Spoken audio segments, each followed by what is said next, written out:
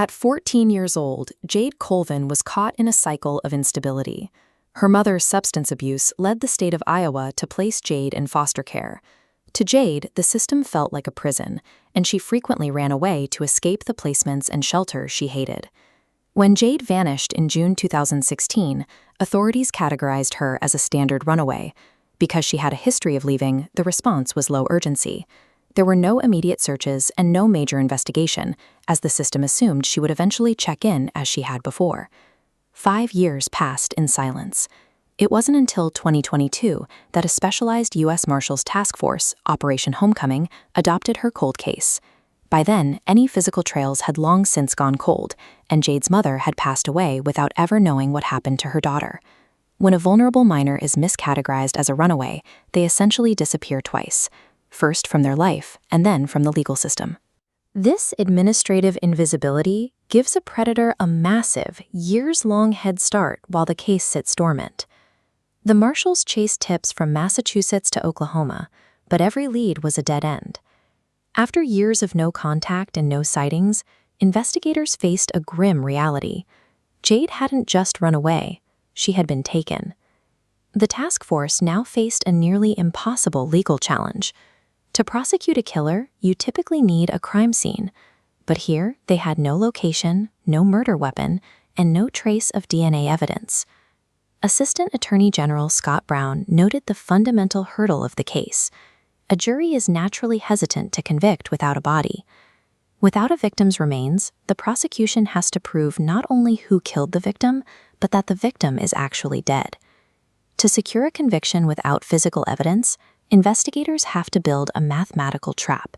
They use circumstantial data to create a narrative so logically tight that it leaves no room for any other conclusion. The trail heated up when search warrants for Jade and her mother's social media accounts pointed to this isolated farm in Decorah, Iowa.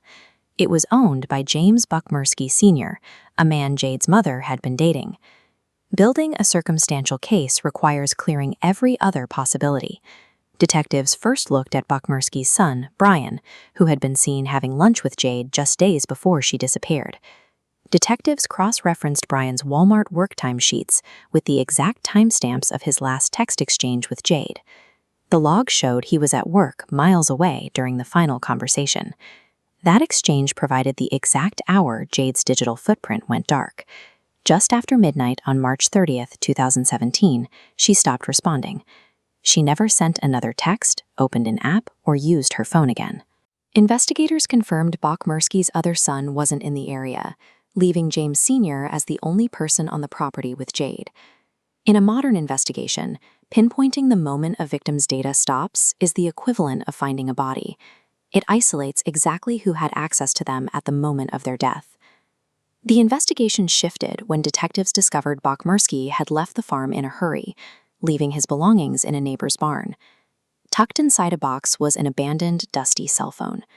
Forensic analysis of the phone revealed a clear consciousness of guilt. Bachmurski had selectively deleted desperate messages from Jade's mother, who had spent months pleading with him for information on her daughter's whereabouts. Even more damning were 2 photos taken just 2 days after Jade vanished. One showed a kitchen that had been scrubbed and sanitized, a stark contrast to the home's usual filth. The other showed a bedroom where the mattress had been replaced with a new, smaller one. During an interrogation with Special Agent John Turbett, Bachmurski claimed he couldn't remember Jade or her mother. But as the pressure mounted, he made a startling admission, telling the agent, "I'd go to the grave before I talk about this." In the absence of a body, Bachmurski's own actions filled the void. The combination of digital deletions and the physical sanitization of his home provided the narrative weight needed to tie him to Jade's death. At the trial in August 2024, the prosecution relied on the digital silence and the photos of the cleaned rooms. They argued that a 14-year-old girl with a constant social media presence doesn't simply stop existing unless she is forced to. The jury found the circumstantial evidence convincing. Bachmurski was found guilty of second-degree murder and sentenced to 50 years in prison, essentially a life sentence for the 67-year-old. This case demonstrates that successfully destroying a body is no longer a path to the perfect crime. When physical evidence is removed, the data a person leaves behind provides a voice for the victim, even when they can no longer speak for themselves. But while the legal system secured a conviction, the tragedy remains unfinished. For Jade Colvin's family, the void left by her disappearance won't truly be filled until her physical remains are found and she can finally be brought home.